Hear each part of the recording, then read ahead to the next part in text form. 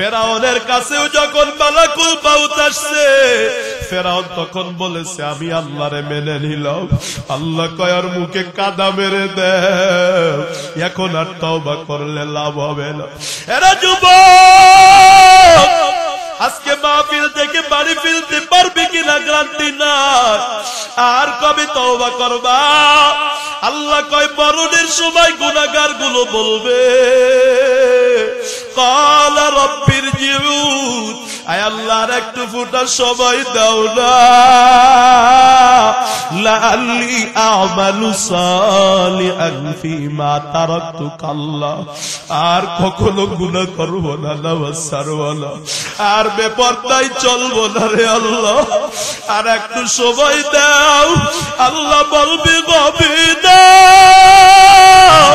দ্বিতীয়বার আর সময় দেওয়া হবে না। গুনাহগারের জানটা যখন কবজ করা হবে রে বাজান, গুনাহগার চক্ষুটা উল্টায় ফেলবে রে বাবা।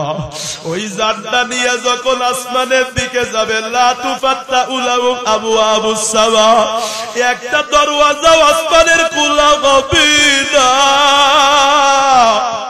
সব ফেরেশতারা বলবে দুর্গন্ধ দুর্গন্ধ সরাও। আল্লাহ ডাক দিয়া বলবে উক্তুবু কিতাবাতি ফিল্লিন, জাহান্নামের একটা জায়গা হলো ইল্লিন, জাহান্নামের একটা জায়গা কি বললাম সিজ্জিন, ইল্লিন হলো একটা ভালো জায়গা, জান্নাত। নেককারদের আমলনামা রাখা হবে, বদকারদের আমলনামাটা আল্লাহ সিজ্জিনে রাখতে বলবেন, আর ওই বডিটারে জমিনে পাঠাইয়া দিবে। এরে বাবা, আমার নবী একদিন জানাজায় গেছে, জানাজায় যাইয়া নবী পা ফালায়া হাঁটতেছে না, নবী আঙ্গুলের উপর বর করে করে হাঁটে। সাহাবারা জিজ্ঞাসা করে নবী আপনি আঙ্গুলে বর করে কেন হাঁটেন? আমার নবী কয় আমার যে সাহাবী আজকে মারা গেছে, এই সাহাবী আল্লাহর কাছে এত দামি, এই সাহাবীর জানাজা পড়তে এত পরিমাণ ফেরেশতা এসেছে, তোমরা তো দেখো না।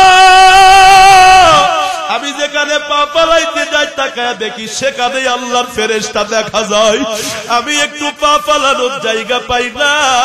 ওরে নেককারের জানাজায় আসমান থেকে ফেরেশতা নেমে যায়, আর বদকারের জানাজায় কোন ফেরেশতা থাকে না রে গোলাম। বডিটারে যখন কবরে দেওয়া হয়,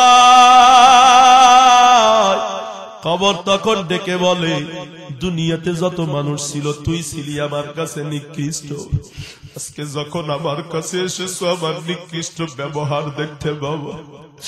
ওই কবর এমন জোরে দুই পাশে চাপ মারবে গো, পাথরের গাঁটগুলো টস টস টস টস করে ফেটে যাবে। ওই গুনাহগার যখন সামনে তাকাবে দেখবে জাহান্নাম দেখা যায়। আমার আল্লাহ ডাইকা বলবে আফরিসুহু বিদাল্লাহ, এই গুনাহগাররে মাটিতে ঘুমাইতে দিলে হবে না। এই নাফরমান দুনিয়াতে অনেক ঘুমাইছে, আরামের বিছানা পাইয়া ফজর পড়ে নাই, কম্বলে আরাম করেছে। এলাকায় মাহফিল হয়েছে যেতে পারে নাই, আমার ইবাদত করে নাই, আজকে কি মাটির বিছানায় শুয়াইলে হবে না। জাহান্নাম থেকে আগুনের বিছানায় না, ওরে আগুনের উপরে শোয়াও। আল্লাহ বলবে ঠান্ডা এই কাপড়ের কাপড় ফেলে দাও। আরে বাবা, গুনাহগারদের কবর খুললে কাপড়ের কাপড় পাওয়া যায় না, কারণ গুনাহগার কবরে গেলে আল্লাহ কয় আলবিসুহু মিনান নার, জাহান্নাম থেকে একটা কাপড় আনে পোশাক আয় না, নাফরমানদের পরায়া দে, কাপড়ের কাপড় খুইলা ফেলা। আরে বাবা, যত দূরে তাকাই, যত দিকে নজর যায় তাকায়া দেখে জাহান্নামের আগুনগুলো দাউ দাউ দাউ দাউ করে কবরে ঢুকতেছে। আরে নবীর উম্মতের দল, গুনাহগারের মাথার উপরে একজন ফেরেশতা বিশাল একটা লাঠি নিয়ে দাঁড়ায়া থাকে রে বাজার। গুনাহগার যখন একটু উপরের দিকে তাকায়, কারণ সামনে আগুন, ডানে আগুন, বামে আগুন, নিচে থেকে আগুন উঠতেছে রে বাপ। এরা যুবক আজকে বাড়িতে গিয়া চুলায় আগুন জ্বালায়া একটু হাত দিয়া দেখবা, যদি সহ্য করতে পারো তুই গুনাহ করো, আমার কোনো বাধা নাই। আর যদি ওই আগুন সহ্য করতে না পারো, জাহান্নামের আগুনের টেস্ট তার থেকে 70 গুণ বেশি। ওরে দুনিয়ার আগুন কারো গাতে লাগলে গাত পড়ে পা পড়ে না। গতকালকেই তো সাভারে অ্যাক্সিডেন্ট হয়েছে, 2টা বাস 2টা পুলিশে আগুন ধরে গিয়েছে, কত মানুষের হাত পা পোড়া অবস্থায় হাসপাতালে নেওয়া হয়েছে। আল্লাহ কয় নারুল্লাহিল মুকাদাতুল্লাতী তাত্তালি আলাল আফিদা, জাহান্নামের আগুন দুনিয়ার আগুনের মতো না যে তোমার গাতে লাগলে পা পুড়বে না। আল্লাহ কয় জাহান্নামের আগুন তোর কলিজা পর্যন্ত সিদ্ধ করে ফেলবে রে বাবা। ওই জাহান্নামে একবার চামড়া পুড়লে আল্লাহ আবার নতুন চামড়া দিবে। এ গুনাহগার, আল্লাহ বলবে আযাব তাইকা দেখ কেমন মজা লাগে রে। বাবারে একটু মাথাটা নিচু করে চিন্তা করো কেমনে সহ্য করবার। 5 মিনিটে বয়ানটা শেষ হয়ে যাবে রে বাজার। আল্লাহ বলেন, নবী বলে দেন, আপনার উম্মত যেই মরণ থেকে পালাইতে চায়, কেউ ওই মরণ থেকে পালাতে পারবে? আরো জোরে কর। মরণ থেকে যতই পালাও, মরণ তোমায় নিবে ঘিরি।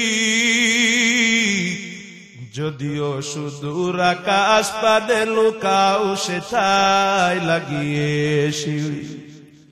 আল্লাহ বলেন, আইনামা তাকুনু ইউদরিকুমুল মাউত। এরে দুনিয়ার মানুষ, যেখানেই পালাও না কেন মরণ তোমাকে ধরবেই ধরবে। এরে নবীর উম্মতের দল, আল্লাহ বলেন ওয়ালাউ কুনতুম ফি বুরুজিম মুশাইয়াদা, এমন কোন দুর্গের ভিতরে যদি তুমি লুকাও যেই দুর্গের ভিতরে পিস্তলের গুলি ঢুকে না, তীরের তীর সেই দুর্গের ভিতরে ঢুকে না, সেই দুর্গের ভিতরেও বালাকুল মাউত কিন্তু ঠিকই হাজির হয়ে যাবে। আল্লাহ ডাক দিয়া কয়, আরে গোলাম, অথবা এমন কোন পাথরের মধ্যে যদি তুমি লুকাও যেই পাথরের চতুর্দিকে কোনো ছিদ্র নাই, কোনো ফাটা নাই, আল্লাহ বলেন ওই পাথরের ছিদ্রের ভেতরে যদি তুমি লুকাও, সেখানে গিয়েও মরণ তোমাকে ধরে ফেলতে পারবে কি পারবে না? মৌতু কাসিল কুল্লু নাফসিল শারিবু, কবরু বাইতিল কুল্লু নাসিল দাখিলু। খারাপ লাগতেছে নাকি আপনাদের? এখনো কষ্ট হচ্ছে নাকি? ভাইরা আমার, আরে নবাবগঞ্জের মুসলমানের পর্দার অন্তরালের আম্মা জান, এই মরণটা যেখানে আমার নসিবে আছে সেখানেই হবে, আগেও হবে না, পরেও হবে না। কথা কোন ঠিক না বেটি? ইযা জাআ আজালুহুম লা ইস্তাখিরুনা সাআহ ওয়া লা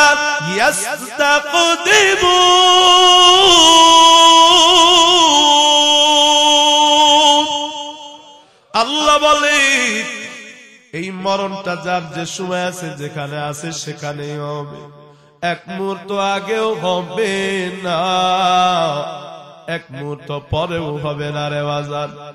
এই জমিনে কত মানুষ ছিল, আজ কেউ নাই।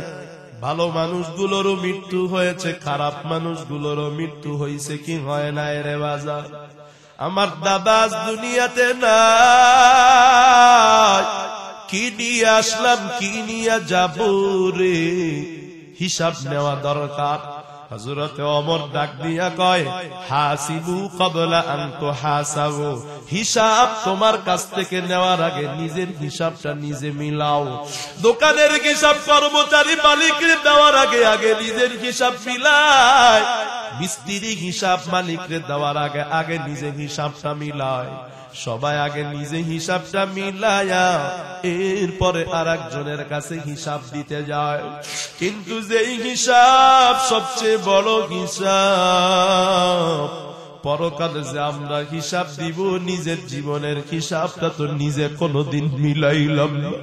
হযরতে ওমর কয় মুতু ক্বাবলা আন তামুতু, মরার আগে একবার মরো।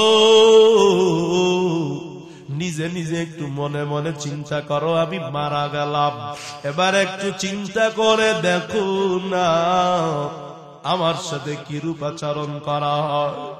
এরে গোলাম, এরে সোল্লার, এরে নবাবগঞ্জের মুসলমান, সব কিছু পড়ে থাকবে, দুনিয়ার সব নিজাম ঠিক থাকবে, শুধু আমি একাই থাকবো না রে বাজার। আমরা এই মরণ দেখি, তারপরেও আমরা কোনো উপদেশ গ্রহণ করি না। আমার নবীজি ছিলেন একজন বাদশা, বাদশাদের সিলমোহর, অফিসারদের সিলমোহর থাকে কি থাকে না? আমার নবীজিরও একটা সিলমোহর ছিল, সিলে লেখা ছিল মুহাম্মাদুর রাসূলুল্লাহ। জোরে বলেন না সাল্লাল্লাহু আলাইহি ওয়াসাল্লাম। নবীর ইন্তেকালের পরে সিলমোহর কবে? এখন আবু বকরের নামে, কারণ এখন রাষ্ট্র চালায় আবু বকর। আবু বকরের সিলে কি লেখা হবে রে? আবু বকরের সিলে কি লিখবে? আবু বকর কয়ে লেখো কুলিল খায়রা, কথা যদি বলতে হয় ভালো কোনো কথা বলবা, না হয় চুপ থাকবা। এই লেখাটা দেখলেই মানুষ বুঝবে এটা আবু বকরের সিল। আবু বকরের ইন্তেকালের পর ওমর রাদিয়াল্লাহু আনহু খলিফা, হযরতে ওমরের সিলমোহরে কি লেখা হবে? আমগো সিলে তো অনেক কিছুই লেখা থাকে, যোগ্যতার অভাব নাই, শেষ নাই। কন্ত দেখি আমগো যোগ্যতার চেয়ে ওমরের যোগ্যতা কম না বেশি? আরো জোরে কও। এ খলিফা কি লাগবো? ওমরের নামে কি লাগবো বলো? ওমর কয় আমার নাম লেখো না, খলিফাও লেখো না, আমার সিলমোহরে একটা ওয়াজ লেখা থাকবে, একটা নসিহত লেখা থাকবে। দুনিয়ার মানুষ এই লেখাটা দেখলেই বুঝবে এটা ওমরের সিলমোহর। ওমর কোন চিঠি পাঠাইলে সিলটা মেরে দিতেন, ওই সিলের মধ্যে লেখা ছিল আর কিছুই না। ওমরের সিলে লেখা ছিল কাফা বিল মাউতি ওয়াহিদান, একটা মানুষের মৃত্যু পুরা একটা এলাকার ওয়াজের জন্য যথেষ্ট। وَإِذَا حَمَلْتَ إِلَى الْقُبُورِ جَنَازَةً فَاعْلَمْ بِأَنَّكَ بَعْدَهَا مَحْمُولٌ। কবি বলেন, একটা লাশ তোমার সামনে দিয়ে নিয়ে যাওয়া, তুমি ওই লাশ দেইকা দেইকা কি মনে করিবা? কবি বলেন, মনে করবা এরপরে খাটিয়াই যাকে শোয়ানো হবে সে তো আর অন্য কেহ না, সেই ব্যক্তিটাই বাজানা বীরে। এরপরে আমার দাফন হবে এলাকায় মসজিদের খাটিয়ায়, এরপরে আবারে উঠানো হবে। আরে বাবা, এমনও তো হতে পারে এই মাহফিলে যারা আছি আগামীকাল এই সময় আমাকে কবরে দাফন করা হবে, কে জানে রে? নিষ্ঠুর ওই পৃথিবী কখন আমাকে পর করে দিবে রে বাজার। আমরা একটা জানাজায় যাই, তারপরেও আমরা উপদেশ গ্রহণ করি না। জানাজা দেইকা, লাশ দেইকাও আমরা হাসাহাসি করি, কথা বলেন আছে না না? আমার নবী একদিন একটা জানাজা পড়ানোর জন্য হাজির হয়েছে, সাহাবারা ওয়েট করতেছে। নবী তাকায়া দেখে রে দুইজন সাহাবী পরস্পরে হাসাহাসি করতেছে। নবী বড় রাগ হয়ে গেছে। আমার নবী ডাইকা ডাইকা কয়, এ সাহাবা একরামের দল, আকফিরু যিকরা হাযিহিল লাযাতিল মাউত, দুনিয়ার সব বিনষ্টকারী মৃত্যুকে বেশি বেশি স্মরণ করো। এই মৃত্যুকে যদি কেউ বেশি বেশি স্মরণ করে তার মুখে হাসি থাকতে পারে না, দুনিয়ার গাড়ি বাড়ি চিন্তা করতে পারে না। কারণ দুনিয়াতে এসেছি একা, সাথে কোনো ডিগ্রি নিয়ে আসি না, যেতেও হবে রে বাজান একা একা। সৌদি আরব থেকে দামি দামি কাপড় কিনে পরেছি, ছেলে মেয়ে সব খুলে খুলে রেখে দিবে, আমার কাপড় আমারে পরতে দিবে না। কত দামি সেগুন গাছের কাঠ দিয়া কাঠ বানিয়েছি, আমার কাঠ থেকে আমারে নিচে নামাইয়া দিবে। আমি যতই বলবো আমারে কই নিয়ে যাও, বড় আশা করে খাটটা বানিয়েছি, না না সেগুনের কাঠে আমাকে ঘুমাইতে দিবে না, আমাকে একটা লোগার কাঠে ঠাস করে পালাইয়া দিবে। আমি চিল্লাইয়া বলবো আমি জাজিম ছাড়া ঘুমাইতে পারি না, কেউ আমার একটা তো সুখ দিবে না। ঠান্ডার মাঝে ওই লোহার খাটে আমার শোয়া রাখবে রে বাজার, গরম পানি সইতে পারি না, বড়ই পাতার গরম জল দিয়ে আমারে গোসল করাবে। আমি ডাইকা ডাইকা বলবো গরম সইতে পারি না, একটু ঠান্ডা করে নাও, কেউ আমার কথা শুনবে না। একটু পরে আমার পেটটাকে গোসলের সময় এমন করে চাপ মারবে রে, পেটের ভেতর থেকে পায়খানা গুলো সব বের হয়ে যাবে, এত ব্যথা পাবো রে, কেউ তো আমার ডাকে সাড়া দিবে না। খাটিয়াটা নিয়ে জোরে জোরে গাঁটবে, ওরে দ্রুত কবরে ঢোকাও, যতই বলি আসতে গাঁটো, আমার কথা কেউ শুনবে না। বিবি আমার থেকে চিরদিনের জন্য আলাদা হয়ে যাবে। আজকে দুনিয়াতে আমার বিবি আমার কত আপন, আমার ছাড়া আমার বিবি থাকতে পারে না, আমার বাচ্চাটা আমার কোলে ছাড়া ঘুমাই না। আমি ওই কবরে যাবার পর সবাই জানালা দরওয়াজা বন্ধ করে ঘুমাবে, কেউ আমার কবরের খোঁজটা নিবে না। আরে নবীর উম্মতের দল, ওই কবরে আমার সবাই নিয়ে যাবে রে। জানাজার ময়দানে কিছু মানুষ আলাদা হয়ে যাবে, কবরে যাবার পর আমারে একা একা খাটো একটা ছোট্ট ঘরের মধ্যে নামাবে। আমি বলবো আমারে একা রাইকা যাইও না, একা একা আমি এখানে থাকতে পারবো না, কেউ আমার কথা শুনবে না। তিনটা মানুষ কবরে নামবে রে, নাইমা আমার পায়ের বাঁধনটা খুলে দিবে, বুঝাইতে চাইবে বেঁধে দিয়েছিলাম, পা দিয়া তুমি আর দাঁড়ানোর ক্ষমতা রাখো না, আর ওই পাটা দিয়া দাঁড়াইতে পারো। মাজার বাঁধন দিয়া বলবে আর বসতে পারবি না,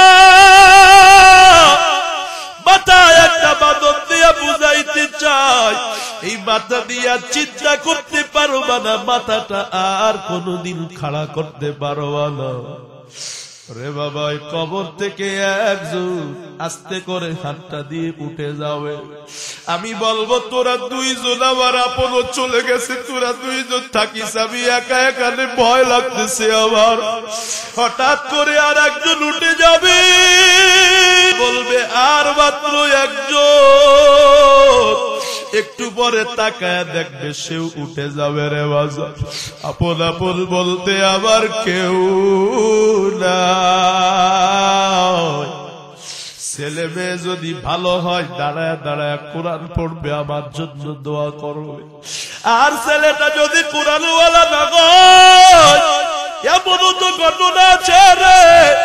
আমার ড্রাইভার একদিন আমারে বলতেছিলেন, হুজুর কুমিল্লার এক বড় লোকের চাকরি করেছি, সাহেবের মৃত্যু যেদিন হয়ে যায় আমার গাড়িতে তার ছেলেরা উঠছে, লাশটারে দিয়া দিছে একটা অ্যাম্বুলেন্সে, তারা যায় নাই।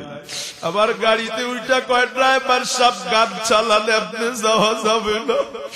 বাড়িতে নামার পর বাবার লাশটা রেখে কয়, ড্রাইভার চলো কুমিল্লা শহরে যায়, গাঁজা না কিনে রাতটা কাটানো যাবে না। বাবার লাশটা সকালে জানাজা, ছেলেগুলা রাত্রে ভর গান বাজনা বাজায় আর নেশা করে আর ফুর্তি করে, একটু ফোটাও অনুভূতি নাই। আরে বাবার দলে মায়ের দল, কেমন ছেলে মেয়ে বানাইছে।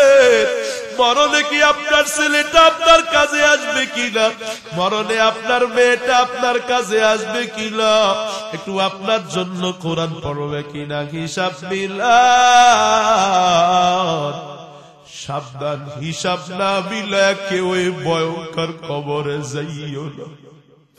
মরণের কিন্তু কোনো সময় নাই। ওই দলেশ্বরী টোল প্লাজায় হুন্ডাই বাবা বেঁচে গেল, সাংবাদিকদেরকে বলে আর কেঁদে কেঁদে বলে, ও ভাই, হঠাৎ আমার চোখের সামনে আমার বাচ্চা বলে, আব্বু আমি টোলটা দিব, টাকাটা আমার হাতে দাও। বাচ্চার হাতে টাকা দিতেই দেখি আমার বাচ্চা তার শরীরটা বাসে পিষে নিয়ে গেছে, আমার বাচ্চার চক্ষুগুলা খুলে গেছে। মুহূর্তে আমার বিবি নাই, আমার বিবিরে বাস হেসরায়া নিয়ে যায়। আরে বাবা, বাবার আগে ছোট্ট বাচ্চার বিদায়। আরে যুবক, হেদায়েতের মালিক আমার আল্লাহ। আর কতকাল মোবাইলে গুনাহ করলে তোর শখ মিটবে বল? আর কতকাল কত নারীর জীবন নষ্ট করলে তোমার শখ মিটবে? আমার একটু বলো না।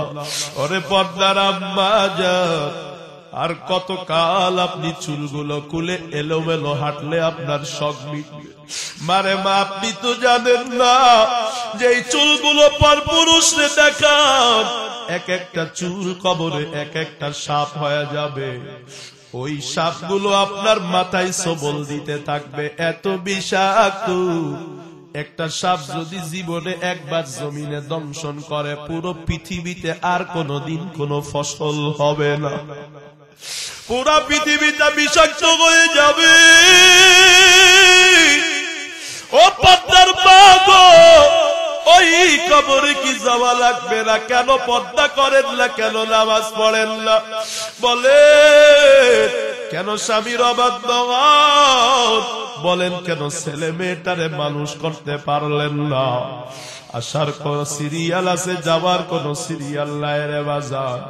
দুনিয়ার সব জায়গায় ভিআইপি চলে রে, মরণে কিন্তু কোন ভিআইপি চলে না। নাকি চলে? আল্লাহর কাছে সবচেয়ে ভিআইপি মানুষ হলো নবীরা। কথা কন ঠিক কিনা? দুনিয়ার আদালতে ভিআইপি পারসন আছে নাকি নাই? আরো জোরে কন। যে অফিসে যাবে দেখবেন কিছু মানুষ সিরিয়াল ছাড়া যায়, কয় কি কয় এগুলো ভিআইপি, কথা কয় না। ভিআইপি মানুষের জন্য দুনিয়ায় ছাড় আছে না নাই? কিন্তু মরণে কোন ভিআইপি চলে? ভিআইপি মানুষেরও 3 কাপড়, রিকশাওয়ালারও 3 কাপড়। আমি আজকে বক্তা বলে চেয়ার দিয়েছেন, আপনারা নিজে বসেছে মরণের পরে, তাই বলে কেউ আমার একটা কাফন বেশি দিবে? আমার কাফনে বক্তা লেখা থাকবে, আলেম লেখা থাকবে, আমার কবরটারে একটু সুন্দর পরিপাটি করে দিবে না রে বাজার। মরণ কিন্তু সবাই মতো আসে। আল্লাহর কাছে ভিআইপি পারসন নবীরা। নবীদেরকে আল্লাহ স্পেশাল কিছু নিয়ামত দিয়েছেন, কি দেন নাই? আল্লাহর একজন প্যারা নবীর নাম হলো সুলাইমান আলাইহিস সালাতু ওয়াস সালাম। জবান খুলে বলেন, নাম শুনছেন কি শুনেন নাই? ওই পয়গম্বর রে আল্লাহ এত বড় বাদশাহী দান করেছেন, পৃথিবীতে তার আগেও এত বড় বাদশা কেউ ছিল না। তারপরে কিয়ামত পর্যন্ত সুলাইমানের মতো এত বড় রাজত্ব আল্লাহ কাউকে দিবেন না। বাসুলাইমা দাদে মুলকু সরওয়ারি শুধুমতি আসদি ও পরি। কেমন বাদশাহী আল্লাহ তাকে দান করেছিলেন। আংটি দিয়ে ইশারা করতেন, বাতাসরে যদি বলতেন বাতাস দ্বারা যাইতো, আল্লাহু আকবার বলেন। জিনরে যদি বলতো জিন নামো, সঙ্গে সঙ্গে জিনটা নাইমা তার সামনে হাজির হয়ে যাইতেন। এগুলো মূলত তার ক্ষমতা না, আসলে কার হুকুম, কার ক্ষমতা। কাদের কুদরত তুদারি বার কামাল আনতা রব্বি আনতা আসবি দুল জালাল তুই কাদের জালিলুল্লাহ জাগাদর বার আলে তুই মেরা নিগাহদার। সুলাইমান আলাইহিস সালাম এত বড় বাদশা, যা ইচ্ছা তাই করতে পারে। মুসলমানদের প্রথম কিবলা ফিলিস্তিনের জমিনে বাইতুল মুকাদ্দাস মসজিদটা সুলাইমান আলাইহিস সালাম বানিয়েছে। রাজমিস্ত্রি আমার আপনার মতো মানুষ না, দুষ্ট জিনদেরকে দিয়া তিনি ওই মসজিদটা বানিয়েছেন। কাদেরকে দিয়া? কথা কয় না, আরো জোরে কোন, কাদেরকে দিয়া? জিনরা মসজিদ বানিয়েছে। তাইলে তিনি কেমন বড় বাচ্চা, জিনেরও বাচ্চা। মালাকুল মাউত তার কাছে আসছে, আয়েশা বলে সুলাইমান আলাইহিস সালাম আপনারে নিতে আসছি, এখন আল্লাহর কাছে যেতে হবে, আপনার মরতে হবে। সুলাইমান আলাইহিস সালাম কয় আমি তো এখন মসজিদের কাজ করাচ্ছি, আমি মারা গেলে জিনেরা আর কাজ করবে না। আমি তো একজন নবী, আমি তো আল্লাহর কাছে ভিআইপি। আল্লাহরে বলো মসজিদের কাজ শেষ হওয়া পর্যন্ত যেন আমার মরণটা পিছায়া দেয়। মালাকুল মাউত আজরাইল বলে হবে না। সুলাইমান আলাইহিস সালাম কয় আমি আল্লাহর সাথে কথা বলতেছি, তুমি পারবা না। আমি বললে আল্লাহ শুনবে? জীবনে এমন কিছু নাই, আল্লাহর কাছে চেয়েছি আর পাইলাম। সুলাইমান আলাইহিস সালাম বলে রে মালিক আমার হায়াতটা একটু বাড়াইয়া দেন, যাতে করে মসজিদটা বানানো হয়। আমার নিজের কোন স্বার্থে না, এটা আপনার একটা ঘর নির্মাণ হবে এই স্বার্থে। আল্লাহ কয় সুলাইমান যা চেয়েছো তা দিয়েছি, এমন বাদশাহ দিয়েছি পৃথিবীতে আর কারোকে দেই নাই, দেব না। তবে সব জায়গায় ভিআইপি চলে রে সুলাইমান, মরণের কাছে কোনো ভিআইপি চলে না। এরে সুলাইমান এক মুহূর্ত আগেও মৃত্যু হবে না, পরেও হবে না। তবে তুমি যেহেতু আবদার করেছো, তুমি মরবা ঠিক, তোমার জানটা বের হয়ে যাবে রে, কিন্তু তুমি দাঁড়ায়া থাকবা, জিনেরা মনে করবে তুমি এখনো বাঁচা আছো। জান পাখিটা বের হয়ে গেছে, এখনো লাঠি নিয়ে দাঁড়ায় আছে। জিনরা মনে করছে মনে হয় সুলাইমান আলাইহিস সালাম বাইচা আছে, ভয়ে ভয়ে কাজ করতেছে। তাড়াতাড়ি কাজটা শেষ যখন হয়ে গেছে, আল্লাহ বলেন ওই পুকারে সুলাইমানের লাঠির নিচেটা খাওয়া শুরু কর। ওই পোকা সুলাইমান আলাইহিস সালামের লাঠি খাওয়া শুরু করে দেয়, লাঠিটা ভেঙে যায়, টাস করে সুলাইমান আলাইহিস সালাম মাটিতে লুটাইয়া পড়ে যায়। আবু বাদশা মারা গেছে, লাশটা চেক করে দেখে আজকের মরা না,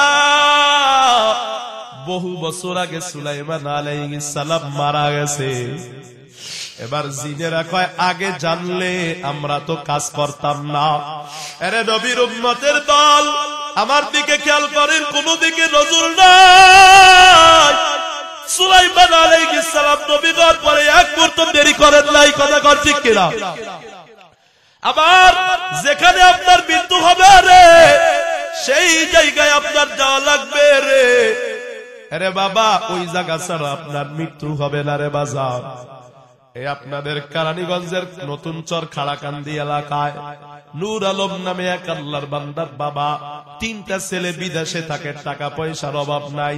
উনিও এক সময় বিদেশ ছিলেন। উনি হঠাৎ করে বুড়া বয়সে কয় আমি সৌদি যাব, বিদেশ যাব, দেশে ভালো লাগে না। সৌদি আরবে চলে গেছে। সৌদি আরবে যায় আর রাত্রে নামছে, পরের দিনে তার মৃত্যু হয়ে গেছে। সবাই যাওয়ার সময় বলেছিল তোমার ছেলেগুলা বিদেশ থাকে, বাড়ি গাড়ির অভাব নাই, তুমিও তো বিদেশ করছো, এখন কেন বিদেশ যাওয়া? যখন কাফনের প্যাকেট হয়ে আসছে রে, তখন লোকেরা বলা বলি করতেছে তার মৃত্যুটা সৌদি ছিল বলেই সে পাগল পাড়া হয়ে সেখানে গিয়েছে। এরে নবীর উম্মতের দল, সুলাইমান আলাইহিস সালাম মৃত্যুর আগে কয় তোমার সাথে আমার কথা আছে। কারে? আজরাইল রে। কি কথা? সুলাইমান আলাইহিস সালামের পাশে তার খাদেম, সুলাইমান আলাইহিস সালামের চিঠি লিখে দিতেন যেই খাদেম, ওই খাদেম সুলাইমান আলাইহিস সালামের পাশে বসা। এবার একটা লোক হঠাৎ করে আগন্তুক আসিয়া সুলাইমান আলাইহিস সালামরে সালাম দিছে, তিনিও তারে চিনে না, তার খাদেমও তারে চিনে না। এমন ভাবে খাদেমের দিকে তাকাইছে, খাদেম ভয় পেয়ে গেছে।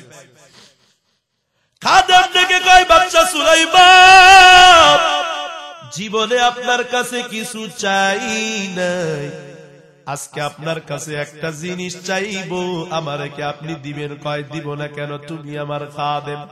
কয় আপনার সামনে যেই লোকটা আসছিল, ওই লোকটা আমার দিকে এমন ভাবে তাকাইছে, আমার বড় ভয় লাগা গেছে, আপনি বাতাসের আদেশ দেন, বাতাস যেন এখান থেকে crore crore million million mile দূরে অমুক উপত্যকায় যেন আমাকে রেখে আসে। সুলাইমান আলাইহিস সালাম কয়, বাতাস আমার খাদেমরে বহন করো, এক মুহূর্তের মধ্যে হাজার হাজার লক্ষ কিলোমিটার মাইল দূরে অমুক উপত্যকায় নিয়ে যাও। বাতাসের পয়গম্বর সুলাইমানের আদেশ পাইয়া মুহূর্তের মধ্যে নিয়ে সেখানে গিয়া রেখে দিছে রে বাজার। রাখার পর সুলাইমান আলাইহিস সালাম যে মালাকুল মাউত আসছে, এটাই ছিল সেই লোক, যেই লোক তার খাদেমের দিকে তাকাইছে। পয়গম্বর সুলাইমান কয়, তুমি যে মালাকুল মাউত, তখন তো আমি বুঝতে পারি নাই, এখন আমার জান কবজ করতে আসছো, এখন আমি বুঝতে পারলাম। তবে তুমি আমার খাদেমের দিকে এমন ভাবে তাকাইছো কেন? আমার খাদেম এলাকা ছাইয়া চলে গেছে। সুলাইমান পয়গম্বরে ডাক দিয়া মালাকুল মাউত কয়, ও পয়গম্বর, আল্লাহ আমাকে জান কবজের দায়িত্ব দেবার পর জীবনে কোনদিন কারো জান কবজ করতে আমি এক মুহূর্ত দেরি করি নাই। যেখানে যাকে জান কবজ করার কথা সেখানে তারে করছি। আপনার খাদেমের মৃত্যুর সময় হয়েছে, লক্ষ লক্ষ মাইল দূরে ওই উপত্যকায় আপনার খাদেমের মৃত্যুর জায়গা আল্লাহ নির্ধারণ করেছে। আমি আপনার খাদেমের মৃত্যুর মাত্র 1 মিনিট আগে ওই জায়গায় গেছি, যায়া দেখি আপনার খাদেম এখানে নাই। চিন্তা করেছি, আহারে আজকে আল্লাহর হুকুম মানতে বুঝি দেরি হয়ে যাবে। আল্লাহ আমারে বলেছে ঠিক এই মুহূর্তে এখানে তারে পাবা, তার জানটা কবজ করবা। আমি তো আপনার খাদেমরে সেখানে পাই না। আমি পেরেশান লইয়া ঘোরাঘুরি করতে থাকলাম। হঠাৎ করে তাকায়া দেখি আপনার পাশে আপনার খাদেম বসে আছে। আমি চিন্তা করলাম মাত্র কয়েক সেকেন্ড পরেই তার মৃত্যু এত দূরে, এখন সে এখানে বসে আছে, কেমনে কি তার জান আমি কেমনে কবজ করব? আমি আশ্চর্য হয়ে আপনার দিকে তাকাইছি। আশ্চর্য হয়ে আপনার খাদেমের দিকে মানুষের সুরত নিয়ে আইসা যখন তাকাইছি, আপনার খাদেমটা তখন ভয় পাইছে। আমি আবার ফিরে তখন ওই এলাকায় চলে গেছি। তারে পাই বা না পাই, আমারে আল্লাহ যেখানে থাকতে বলেছেন আমি সেখানে থাকি। ও সুলাইমান পয়গম্বর, বিশ্বাস করেন আমি ওই উপত্যকায় ফিরে যাবার আগে আমি সেখানে গিয়া দেখি আমার আগে আপনার খাদেম রে কে জানি তার মরণের জায়গায় হাজির করেছে। আমি সেখানে যাইয়া তারে পায় তার জানটা কবজ করে নেই। আরে নবীর উম্মতের দল, যার যেখানে মরণ আছে তার সেখানে যাওয়া লাগবেই লাগবে। যার যে সময় মরণ আছে, এক মুহূর্ত আগেও মরণ হবে না, এক মুহূর্ত পরেও মরণ হবে না। তবে মরণ তো সবারই হয়। আমার মরণটা কিভাবে হয় সেটা একটু হিসাব মিলানো দরকার। কারো মরণের সময় ফেরেশতারা সালাম দেয়, কারো মরণের সময় জাহান্নামের আগুন দেখতে পাই। আরে বাবা আমি বেশি সময় নিব না, হেদায়েতের মালিক আমার আল্লাহ। এরে পর্দার মা যেই বাড়িতে একদিন লাল শাড়ি পরিয়ে ঢুকছেন, একদিন সাদা কাফন পরে বের হয়ে যাবে। এরে যুবক রে, আগে বা পরে হোক একদিন এই দুনিয়া থেকে বিদায় নেওয়া লাগবে। এরে নবীর উম্মতের দল মরণটা কিভাবে হয় এটা আমাদের জানা দরকার। নবীর উম্মতের দল আল্লাহ কোরআনে কয় ওয়াজাআত সাকরাতুল মাউতি বিল হক যালিকা মা কুনতা মিনহু তাহিদ।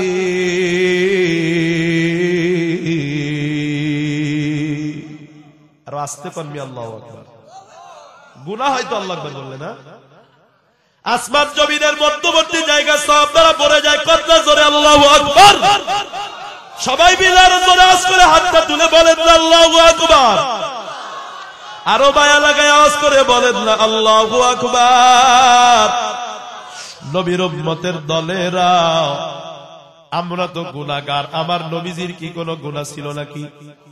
কষ্ট হচ্ছে আপনাদের, শেষ করে দিব। নবীজির কি কোনো গুনাহ ছিল? কিন্তু আমার নবীজির যখন ইন্তেকালের সময় হয়, আমার নবীজির পাশে ছিলেন আম্মা জানা আয়েশা রাদিয়াল্লাহু আনহা। বলেন নাম কি? আরো জোরে কোন, মুহাব্বতে কন্যা রাদিয়াল্লাহু আনহা। আয়েশা রাদিয়াল্লাহু আনহা বলেন, আমার নবী যখন ইন্তেকাল করেন, আমার স্বামী তোমাদের নবী যখন দুনিয়া থেকে বিদায় হয়, আমার মায়ার নবী আম্মা জানা আয়েশার রানের উপরে শুয়ে ছিলেন। 3 দিন পর্যন্ত মায়ার নবীর জ্বর, খাইতে পারে না।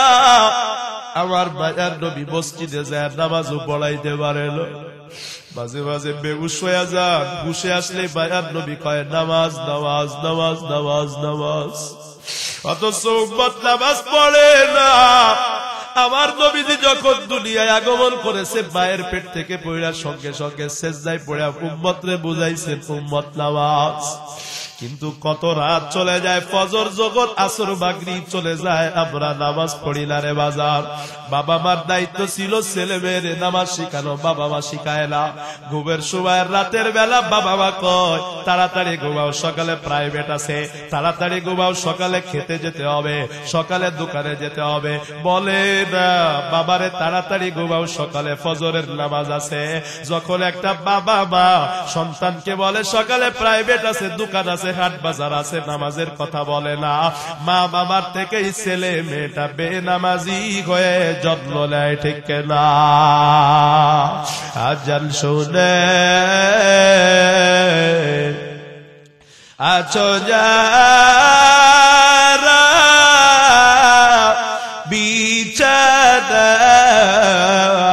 বিছানায়, তাদের জন্যে কান্দেন নবী মদিনায়, তাদের জন্যে কান্দেন নবী মদিনায়।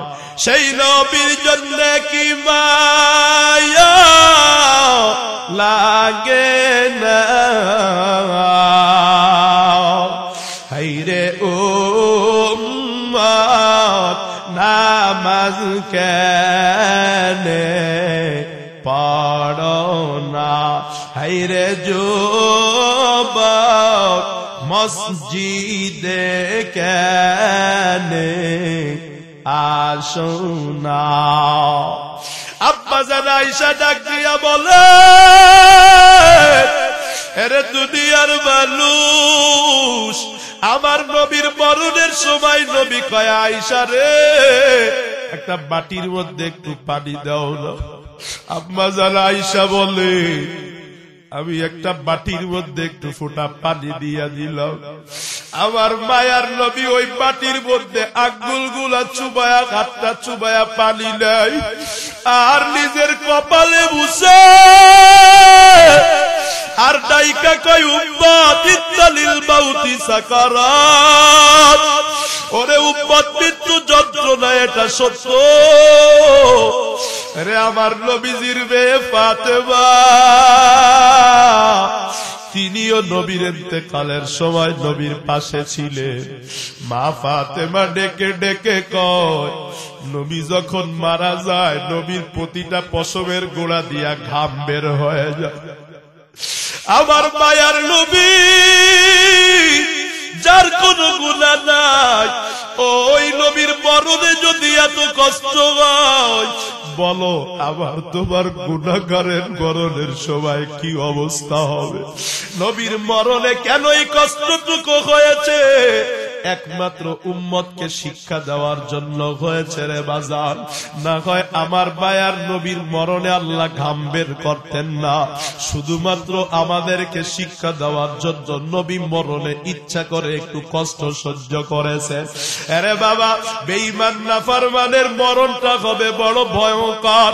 নাফরমান গুনাহগারকে যখন জান কবজ করতে মালাকুল মাউত আসবে, হাদিসে এসেছে আমার মায়ার নবী ডাক দিয়া কয়, মালাকুল মাউত যখন আসবে, মালাকুল মাউতের পুরা শরীরটা আলকাতরা লাগানো থাকবে।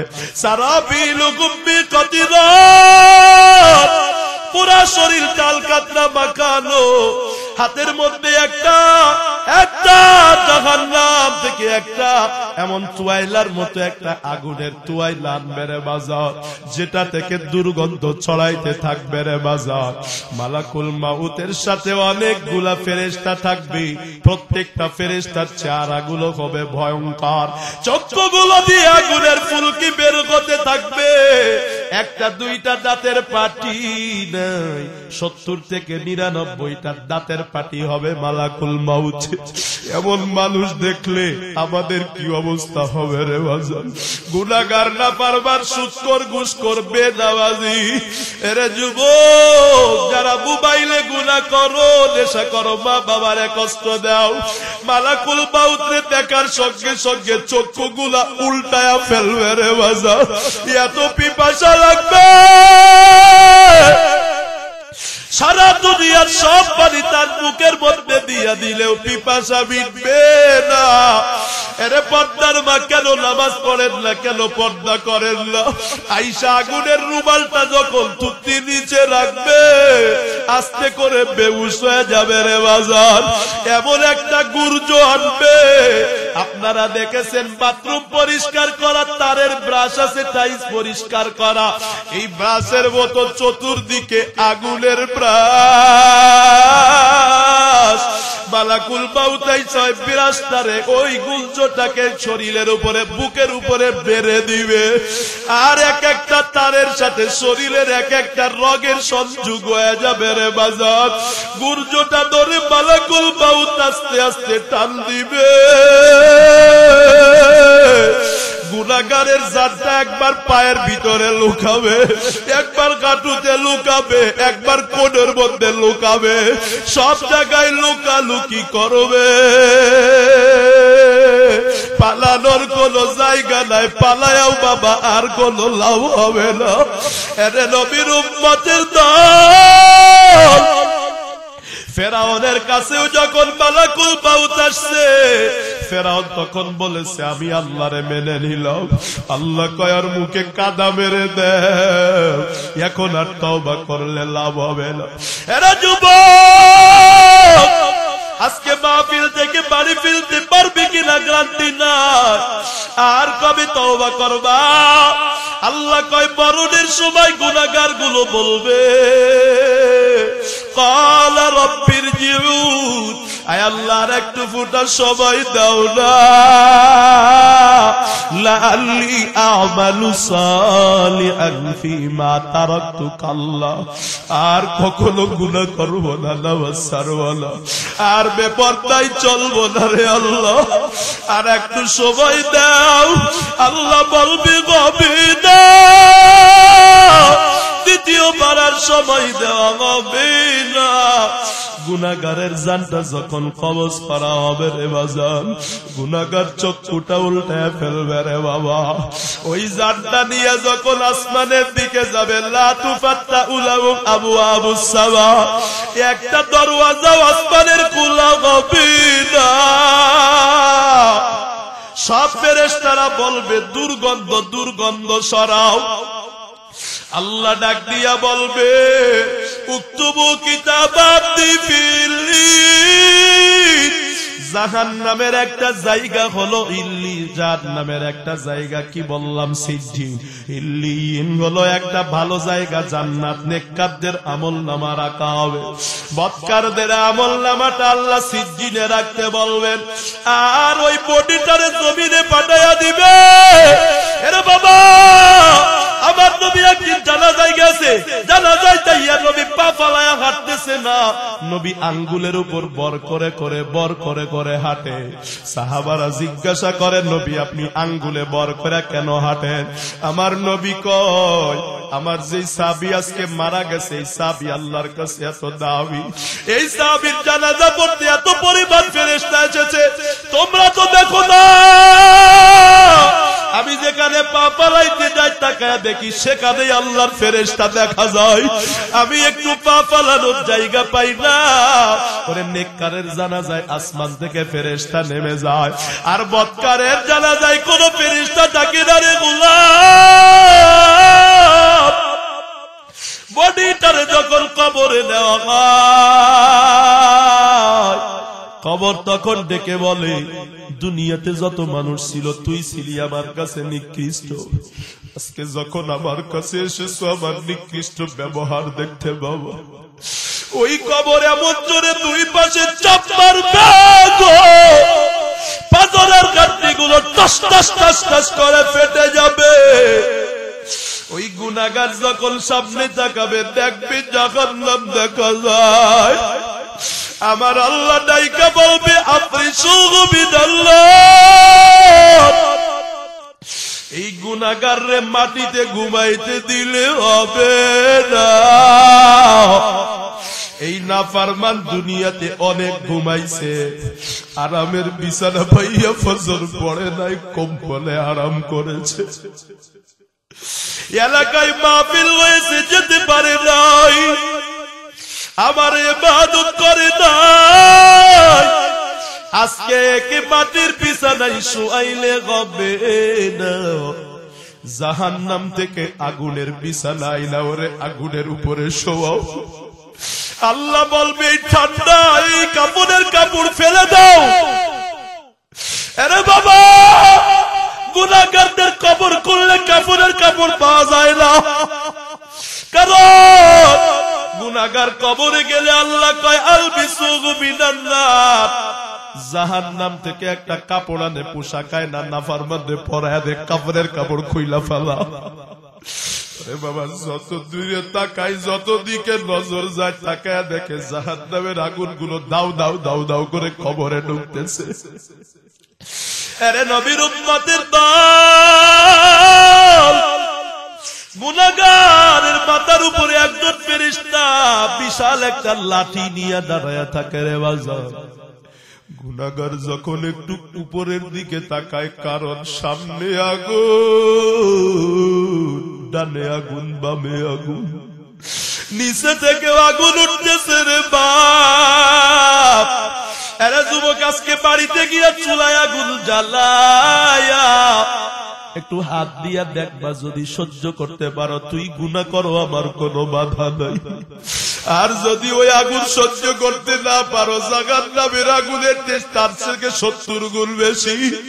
ওরে দুনিয়ার আগুন কারো গাতে লাগলে গাত পড়ে পা পড়ে না। গতকালকেই তো সাভারে অ্যাক্সিডেন্ট হয়েছে, দুইটা বাস, দুইটা পুলিশে আগুন ধরে গিয়েছে, কত মানুষের হাত পা পোড়া অবস্থায় হাসপাতালে নেওয়া হয়েছে।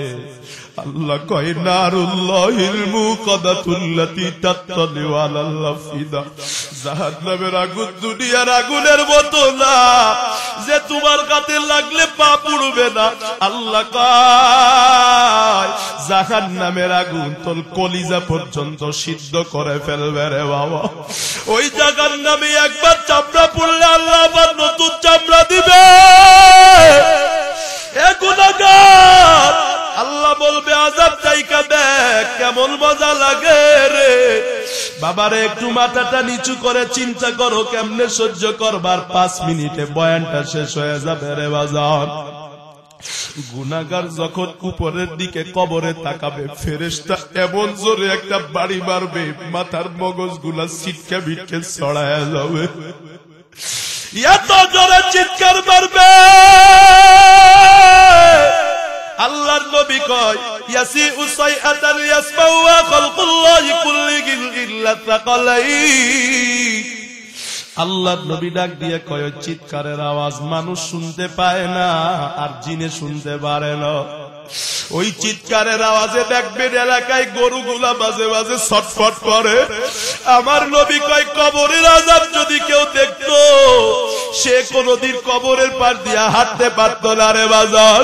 কেন সন্তান যদি মা বাবার কবরের আযাব দেখতো ওই ছেলে মেয়ে আর ঘুমাইতে পারত না। মা বাবা যদি ছেলে মেয়ের কবরের আযাব দেখতো নামাজে পড়া থাকতো। কবরস্থানের পাশে কেউ বাড়ি করতো না রে গোলাম। ওই কবর ভালো জায়গা না। কবর প্রতিদিন ডাক দিয়ে কয় আমি পোকামাকড় সাপ বিচ্ছুর ঘর, আমি একা একির ঘর, আমি নির্জনতার ঘর। আরে বাবা কবরের আযাব আমরা কেউ দেখি না। যদি স্বচক্ষে দেখতাম আজকে আমরা এতটা উদাসীন হইতাম না। এজন্য নবী বলেন বেশি বেশি কবরকে স্মরণ করো। আরে নবীর উম্মতের দল, আর 2টা মিনিটে বয়ান শেষ হয়ে যাবে। দেখেননি চোখের পানিটা ফালাইতে পারেন নাকি? ওরে বাবা রশিদ আহমদ গঙ্গোহী রহমাতুল্লাহ আলাইহি চরমনা সিলসিলার পীর, উজানি সিলসিলার পীর, এই দেশের মধ্যে তার থেকে অনেক পীর জন্ম নিয়েছে। একদিন একটা কবরের পাশে দাঁড়াইছে, দেখে কবর থেকে আগুনের হিট আসতেছে। উনি বলেন ডাক দিয়া বলতেছেন আল্লাহ আমার বাতেনি চক্ষুটা খুলে দেন, আমি যেন দেখতে পারি কবরের ভিতরে কি হয়। রশিদ আহমদ গঙ্গোহী কয় আল্লাহ যখন আমার বাতেনি চক্ষুটা খুলে দিলেন আমি তাকায়া দেখি কবরের মধ্যে অনেকগুলা সাপ এই বান্দারে জড়ায়া পেঁচায়া ধরছে। আল্লাহর বান্দার গাড্ডিগুলো সাপের পেটে কটকট কটকট করে ভেঙে গেছে। চতুর্দিকে আগুন। একটা সাপ এক নাকের ছিদ্র দিয়া ঢুকিয়া আর এক নাকের ছিদ্র দিয়া বের হয়েছে। আমি তাকায়া দেখি ওই সাপের মুখের মধ্যে তার মাথার মগজ দেখা যায়। আরে বাবা কেমনে সহ্য করবা, পারবা না। হেদায়েতের মালিক আমার আল্লাহ। ওই ভয়ঙ্কর কবরের আযাব শুনে যদি দিলে একটু ভয় হয় তওবা করে নাও। আর জীবনে গুনাহ করব না, নামাজ ছাড়ব না, পর্দা ছাড়ব না, আর জীবনে মোবাইলে গুনাহ করব না, মা বাবারে কষ্ট দিব না, সুদ খাবো না, ঘুষ খাবো না, নেশা করব না। তওবার নিয়তে যদি এক ফোঁটা চোখের পানি ফালাইতে পারো তোমার জিন্দেগীর 60 বছরের গুনাহ মাফ হয়ে যাবে। কবরে যায় জাহান্নামে যায় বান্দা কত কাঁদা কাঁদবে, কাঁদতে কাঁদতে চোখের পানি শেষ হয়ে রক্ত বের হয়ে যাবে। তারপরেও কাঁদি আল্লাহ পাবে না রে গোলাম। এখন যদি এক ফোঁটা চোখের পানি পালাইতে পারো মাওলা তোমার জীবনের সব গুনাহ মাফ করে দিবে। ডানে বামে তাকাইয়া দেখো কার জানি চোখে পানি। ওরে কান্নাওয়ালার চক্ষু আমার মাওলা ফিরে দেয় না। ওরে দুনিয়ার আগুন যেমন পানি ছাড়া নিবে না, জাহান্নামের আগুনও বাবা চোখের পানি ছাড়া নিবানো যায় না। যাদের যাদের তওবার নিয়ত আছে, তওবার খাঁটি নিয়তে হুজুর আর গান বাজনা শুনবো না, মোবাইলে খারাপ ভিডিও দেখবো না, মা বাবারে কষ্ট দিব না, সুদ ঘুষ খাবো না, নামাজ ছাড়বো না, হুজুর আর নেশার দ্বারে কাছেও যাবো না, দাড়ির মধ্যে খোর লাগাবো না। হে যুবক যারা নেশা করো জাহান্নামে এমন একটা খাবার আল্লাহ দিবে, কামান হুয়া খালিদুন ফিন নারি ওয়া সুকুমা আন হামিমা। আল্লাহ কয় জাহান্নামে পানি পানি করে যখন মানুষ চিল্লাবে, এমন একটা রক্ত গন্ধযুক্ত পুষ দেওয়া হবে, এত গরম, যখন চেহারার কাছে আনবে চেহারার চামড়া গুলো গলে গলে গলে গলে পেয়ালায় পড়ে যাবে, যখন ঢক ঢক করে গিলে খাবে রে, কলিজা নারী বুড়ি সব পায়খানার রাস্তা দিয়া বের হয়ে যাবে। এটা আমি বানায়া বলি না, এটা কোরআনের কথা। যদি এত সময় বয়ান শুনে দিল নরম হয়, তওবার যদি নিয়ত হয়, নাফরমানি আর জীবনে করব না, তওবার যাদের নিয়ত আছে, তওবার খাঁটি নিয়তে দুইটা হাত উঁচু করে আল্লাহরে দেখা দাও। আয় আল্লাহ তাকাইয়া দেখো, নবাবগঞ্জের এই সুল্লা এলাকায় তোমার বান্দারা এত সময় বয়ান শুনে তওবার নিয়তে হাত তুলেছে। আয় আল্লাহ সবার তওবা কবুল করে নেন, মুহাব্বতে বলেন না আমিন। আলহামদুলিল্লাহি রাব্বিল আলামিন। والصلاة والسلام على سيد الأنبياء والمرسلين وعلى آله وأصحابه أجمعين. ربنا ظلمنا أنفسنا وإن لم تغفر لنا وترحمنا لنكونن من الخاسرين. يا أرحم الراحمين يا أرحم الراحمين يا أرحم الراحمين. আয় আল্লাহ গভীর রাত, তাকায়া দেখো এই কনকনে শীতের মধ্যে তোমার বান্দারা মাটিতে বসে বসে কোরআনের কথা শুনেছে। আমার কাছে দেওয়ার মতো কিছুই নাই। আয় আল্লাহ তোমার কাছে কোনো কিছুর অভাব নাই। আয় আল্লাহ আমি বড় গুনাহগার। এখানে অনেক বান্দারা বসে আছে যারা তোমার ওয়ালি, যারা তোমার বড় প্রিয় বান্দা। আল্লাহ তোমার যার হাত কালা পছন্দ হয়, যারে তোমার পছন্দ হয়, তার ওসিলা আমাদের সবাইকে মাফ করে দাও। আয় আল্লাহ আমাদের মা বাবার গুনাহগুলো মাফ করে দাও। জানা নাই এখানে কার জানি মা নাই, কার জানি বাবাও নাই। ও সন্তান, একটু মা বাবার চেহারাটা মনে করো, তাকায়া দেখো না, তোমার মা বাবার চেয়ে মায়ার চেহারা পৃথিবীতে আর কারো নেই। এরা তোর মা, যুবক রে, তোরে পেটে নিয়ে খাইতে পারে নাই, বমি আসছে, তোরে প্রসবের দিন চিল্লায়া বলছে তোরা সবাই দূরে যা। 7 আসমান 7 জমিন আমার মাথার উপরে ভেঙ্গে পড়েছে। স্বামীর হাতটা চেপে ধরে বলেছে, স্বামী আমার মাফ করে দে, তোমার বাচ্চা প্রসবের বেদনা সহ্য করতে না পেরে আমি দুনিয়া থেকে বিদায় হয়ে যাব। ওরে কত দুঃখিনী মায়া বোনা সারে, সন্তান প্রসবের বেদনা সহ্য করতে না পেরে দুনিয়া থেকে বিদায় হয়। ও সন্তান 20টা 30টা প্রসবের কাতা বানা ঘুমায়া বদলাইছে, বারবার প্রসব পায়খানা করে দিছি। একটা রাত্র যদি দুঃখিনী বা ঘুমাইতে প্রসবের মধ্যে ঘুমাইয়া সকালে নিউমোনিয়া হয়ে মারা যাইতা।